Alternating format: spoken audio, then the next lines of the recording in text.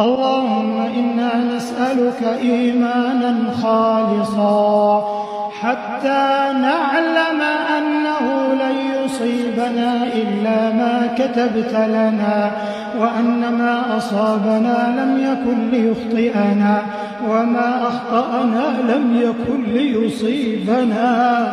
اللهم إنا نسألك خير الدعاء وخير المسألة وخير النجاح.